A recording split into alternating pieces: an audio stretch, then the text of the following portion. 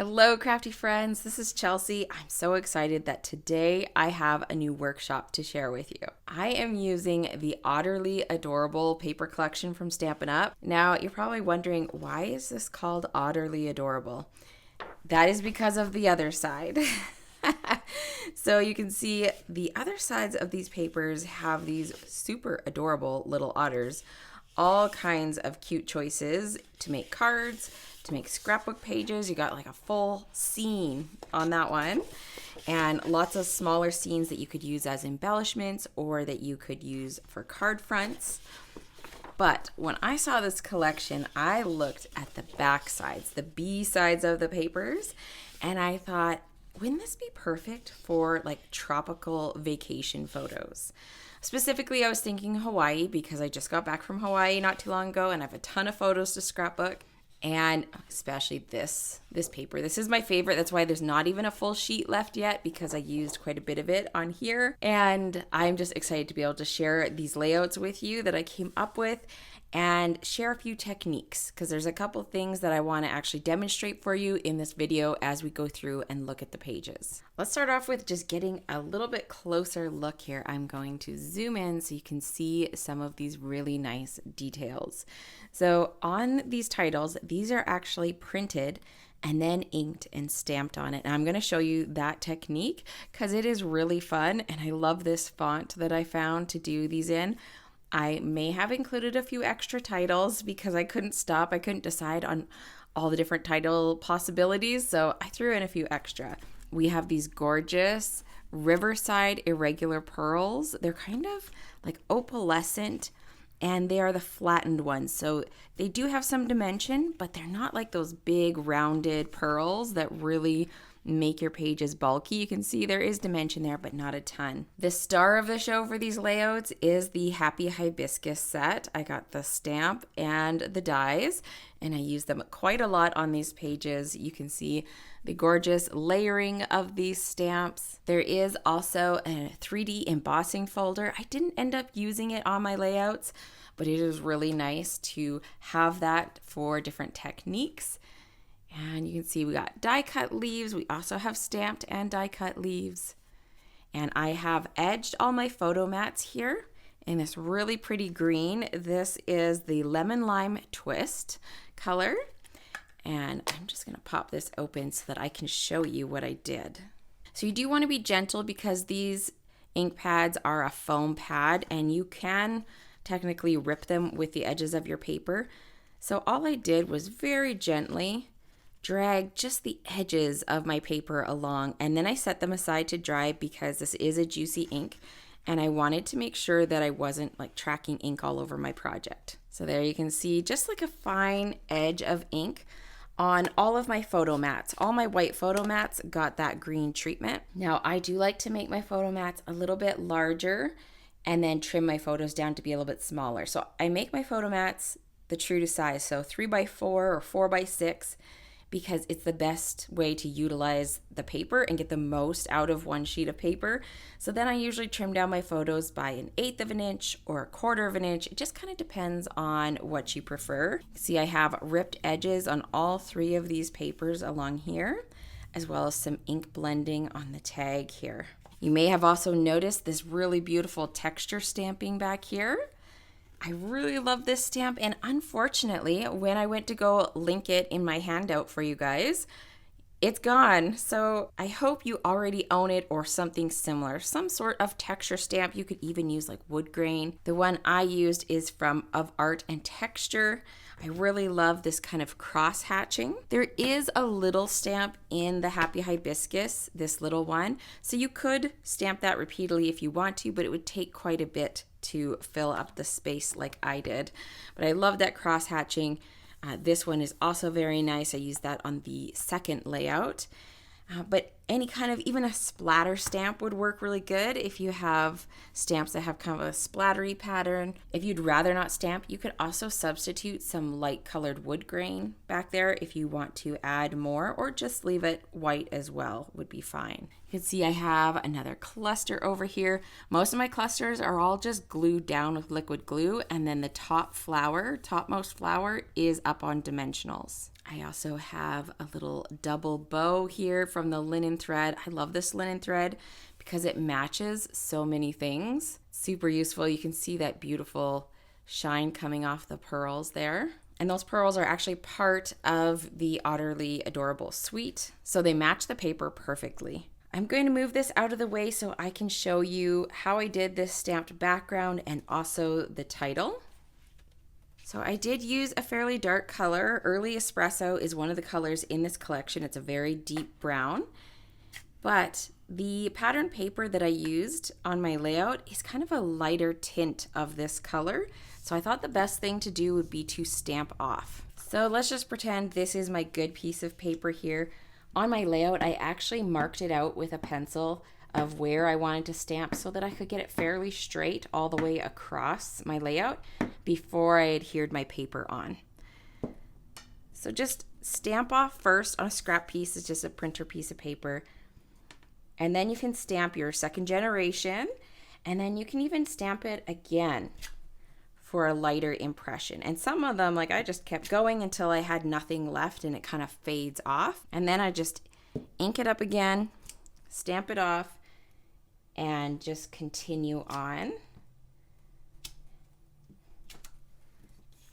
So you get something like that. We're not going for super neat and tidy and crisp. So I know it's maybe hard to see because it's behind everything that's on here, but we're just looking for a subtle texture that can be behind everything. And it's not super perfect, which is the whole idea, to make it look a little bit messier, a little bit more organic, and help break up some of the linear lines that are on this page. That's also why I have these nice organic clusters. It really breaks up those strong lines. Now let's look at the title. I'm going to show you the options because there are a few.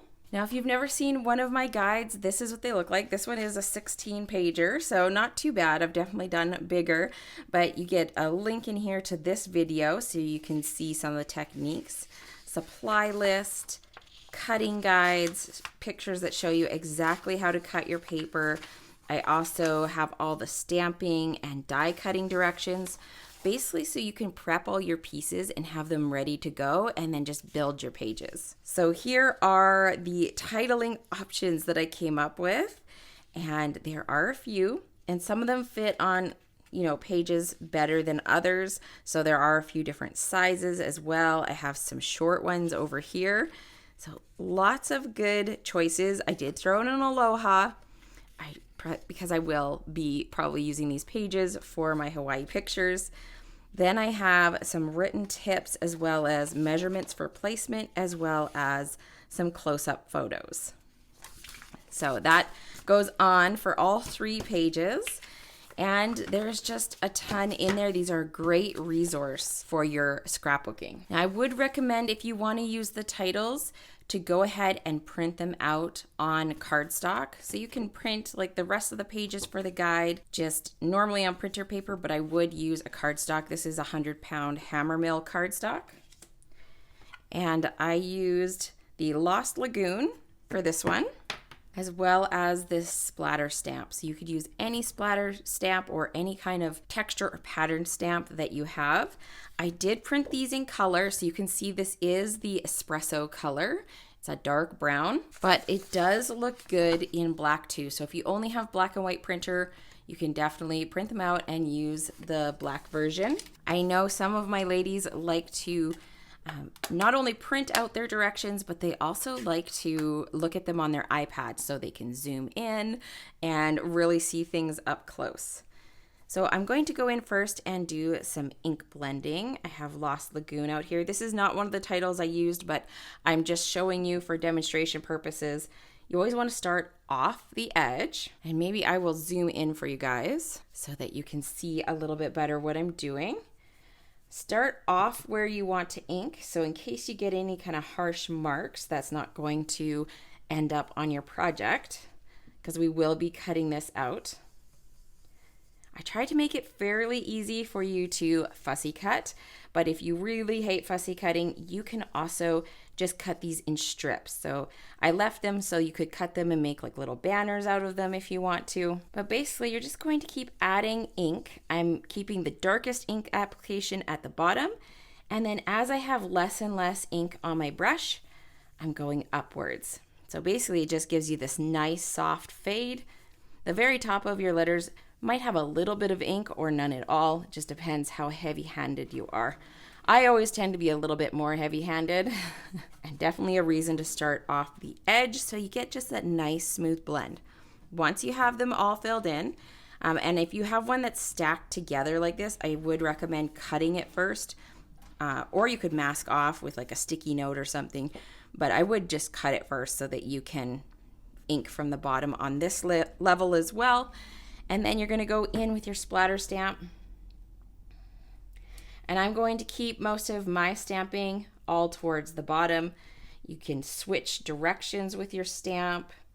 If you feel like the middle here didn't get enough, you just go back and add some more. It's up to you if you want to stamp kind of the whole thing or just the bottom part. But that's the general idea. And it will look a little bit patchy when you first do it, but by the time this ink actually dries, it will be totally fine. So then once your ink has dried, you can go ahead and grab your sharpest scissors. I have been using these Stampin' Up paper snips. They are nice and sharp and pointy, and they do a pretty good job fussy cutting. And I would recommend just rough cutting out if you haven't already cut this apart from your paper. I find it much easier to cut a smaller piece of paper rather than starting out with like a huge piece and then struggling as you're trying to cut.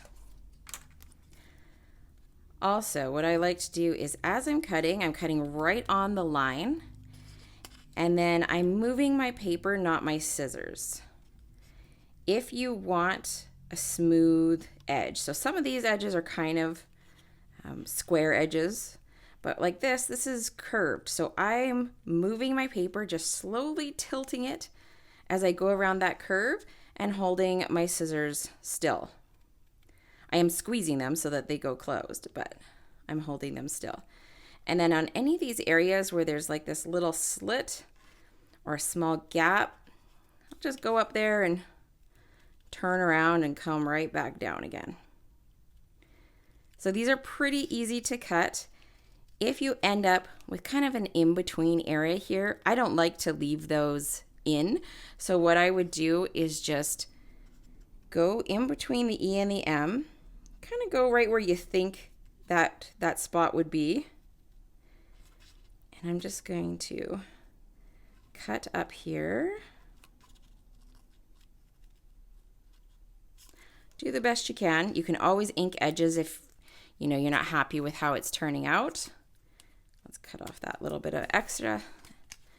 All right, so see, even though there is a little cut there, once you have this popped up on your page, nobody's gonna see that. But that way I don't have a kind of like half white, half inky spot there. All right, that's all I'm gonna cut for now. I think you get the idea, but that's how I did that title. You just cut it all out, and then all of my titles are popped up with dimensionals. All right, let's do some stamping. I want to show you how I did these flowers. I used that Happy Hibiscus set. This is a new one that just launched the other day, and I am using Calypso Coral. This is one of the colors that's in the collection. And so I think it really looks pretty with all the teals and blues. Blues and oranges are usually always a good mix. In here, because the embossing folder is a hybrid embossing folder in this set, it actually will cut out and emboss these 3 flowers out of here. So it doesn't cut out all of the flowers, but it will cut out these 3 and emboss at the same time. But it also means that these 3 flowers are stuck together, and you can stamp and then die cut them all out at the same time. So we are going to take advantage of that to make this fast and easy. The paper and stamps that I'm using for this workshop are part of the new release that just launched in the online exclusive section of my website. I'll make sure to link it down below so you can go check out everything that's in there. There's some really fun stamps and paper and embellishments. So to do that filler color, we are going to use Petal Pink. And this is kind of like a nice lighter cousin to the Calypso Coral. It's definitely a peachy color. Even though it's called pink, it's definitely more on the peach side. So we are just going to ink up these solid layers. And then my head is going to get in the way when I go to line this up, so I apologize for that. The best way to line up stamps is to get right over top of them. And I do find by having that dark outline, it is much easier to get the shadow in the right place rather than stamping the shadow layer first and then trying to stamp your outline and figure out where it needs to go, especially when they're all three connected. That sounds a little bit difficult. So stamp your outline first and then stamp the inside colors. And if you're having trouble lining them up, I like to slowly lower down over it and just kind of hover right above the paper. Make sure it looks like it's lined up before I put it all the way down. So there we go. We got all three of them stamped out. And then we can cut it out with the die. So because we're cutting out especially 3 things at one time, I'm going to use some washi tape just to make sure I get this in the right spot.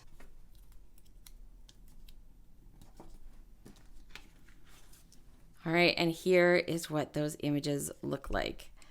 Oh, they just turn out so pretty. I love how there's still some white highlights in there, and they have such great detail. The leaves are similar. There are 2 layers for the leaves. We have an outline and we have a solid area, and there are 2 different sizes, which is awesome. And for my leaves, I did use a lighter green and darker green. We have Old Olive and Lemon Lime Twist. All right, let's have a look at the next page. I'm just so happy with how these layouts turned out. We got lots of layers and patterns, but still, because there is some white still on the page, it helps to balance everything out. And your photos are still going to be the star of the show. These layouts hold a lot of photos. This is the fewest number with 6, and I believe the other 2 are like 8 and 9. They hold quite a few photos. So here I did ink all my edges of my pieces really finely, like just on the edge with the early espresso. You can see I have more of the leaves and flowers going on here. The tags that you're seeing are from this set. This is a Greetings of the Season die set. And this was with the online exclusives that came out in July. I've gotten a ton of use out of that set. And you can see I brought in my texture stamps again, just to add a little something to the edge and spice it up. And then I did this really fun dot coloring technique on the title, just for something a little bit different. This would also look really cool in blues because it would give you that like water bubble effect. So I will show you how I do that. And then on this side, we have another little tag. We have more of those double bows. And I can show you how to tie those double bows if you'd like. They're super easy. And I love that that linen thread basically goes with everything. So it comes in spools like this. I have one that I'm just finishing up and another one that I have started already. I don't usually ever measure my twine. I just kind of eyeball it. Probably means I end up using a little bit too much, but oh well. So you want to cut a length of it, fold it in half, and then cut it. So you have 2 pieces that are roughly the same length. And I'm going to come in a little bit from the left side. And you could do 3 strands if you want a bigger bow, but I'm doing 2. So then you just make a loop, go around the loop, and then tuck the little second bow part here through the knot. And then it's all about just playing and fussing with it, tightening, pulling those ends, pulling on the bows, and kind of getting everything laying nicely for you. Now here's one tip. If one side is not laying down properly, just flip your bow over and use the other side, because usually that's the side that's laying nicely. So then I just flip it around. And that's one nice thing about twine. There's not really a front or back the way there can be with ribbon. So then you just fuss with it until you get it how you want and then trim up those ends. Now I do mine a couple of different ways. Either I will actually tie it on to the tag and then tie my bow. So put it through the loop, put it through the hole and tie on my bow. Or like this one here, I will just put a dot of glue and set my bow right down into it. I really don't think it matters either way, but I love the extra little bit of texture. Plus it fills that tag hole so you don't have empty tag holes sitting around looking strange. This You Make Me Smile stamp is from the Happy Hibiscus set, and it just so happened that you could use that for a sentimental card, but it also works good for a scrapbook page. All right, so let's show you how to do this dot technique. It's super simple. You don't need to do any blending. It does take a little bit of time, but it's not difficult at all. Okay, so you grab your title. I'm using Coral Blend marker. It's a tri-blend marker, but you could really do this with any kind of marker because you're not actually doing like blending. So this color just matched really well, and I am going to do some blending on the next title. So I thought I would just show you this real quick. I like to start with my darkest color. These tri-blend markers do have 3 different shades, a dark, a mid, and a light. I'm going to start with the dark, but you could start with any of the colors that you want. So at the bottom is where I want it darkest, and I am just dotting it on. Now I want it the closest together at the bottom, and then as I go up, I want to have fewer and fewer dots. So we want like lots of dots at the bottom, not completely solidly filled in, but lots of dots. And then as we go up, fewer and fewer. And remember, we are going to layer the other colors on here so we can leave room for that. We don't want to fill it in completely solid because then you lose that really fun texture of the dots. I'm only going to do 1 letter because it does take some time, and I think you'll get the idea from watching. So then I'm going to take the medium color and bring it in, just kind of fill in any areas I want to, and then just start adding dots. And same thing, as we go up, we'll have fewer and fewer dots. So basically it gives us this look of an ombre, but without having to blend and just using dots. And then I'm going to reach for the lightest shade. There's not a huge difference between the medium and the light on this one, but I think it's good enough, and it kind of gives you the idea of what you're going for. So you can see how it's much thicker towards the bottom and heavier, and then it gets lighter as it goes up. And then once you're doing that, you can just cut it out.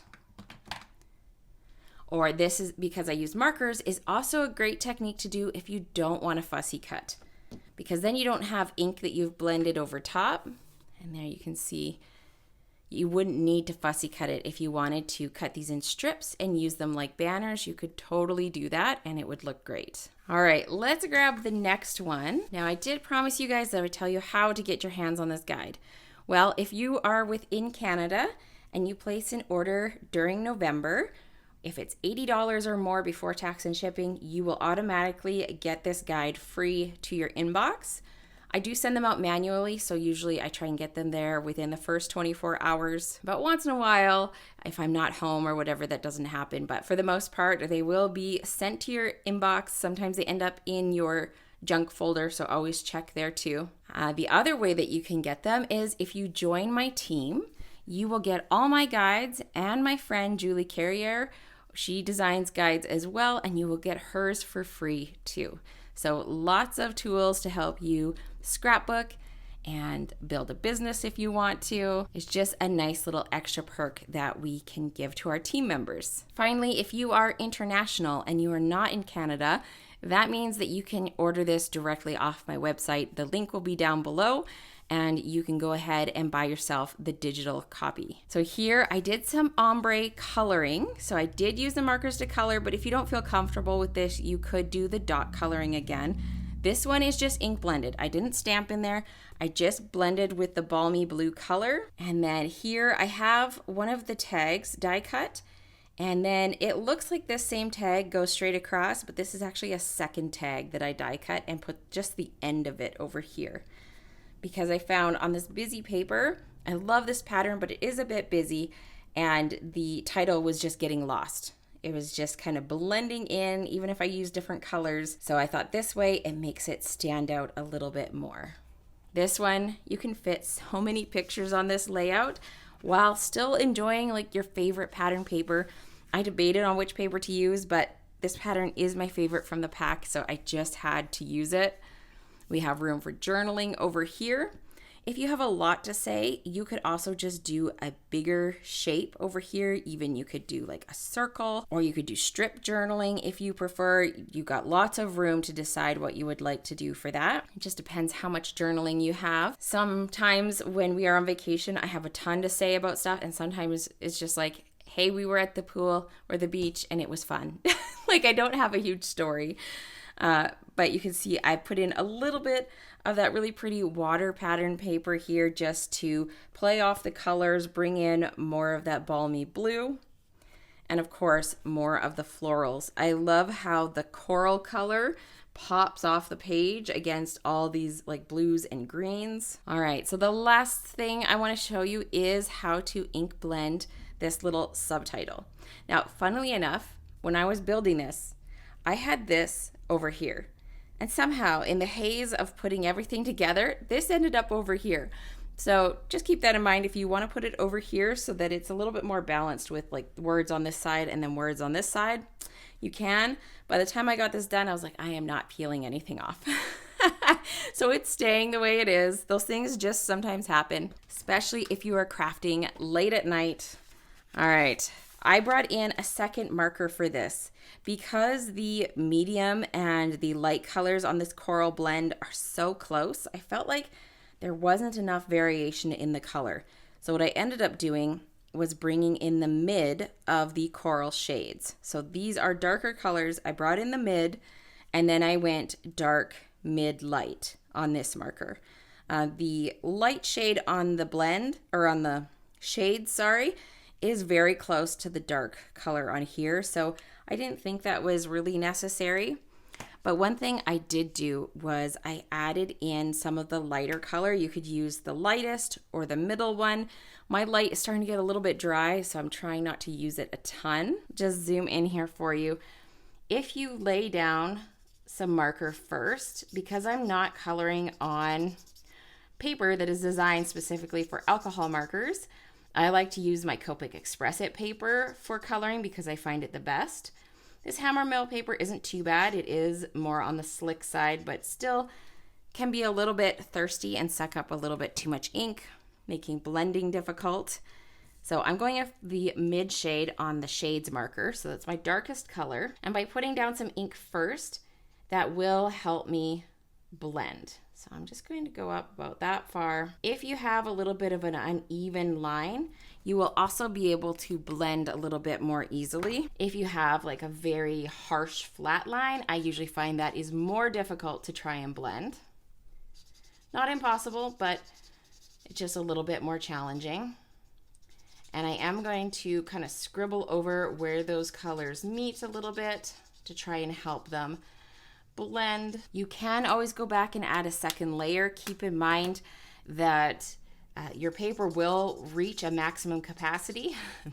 There's only so much ink that certain papers will take. Well, any paper will reach a maximum, but some of these papers that tend to suck up more ink, you can't do as much layering because they just get saturated all the way through, and then it's really hard to work with. And you start having ink go outside your lines and everything else. So that is my blend. Basically, I did that for all my letters.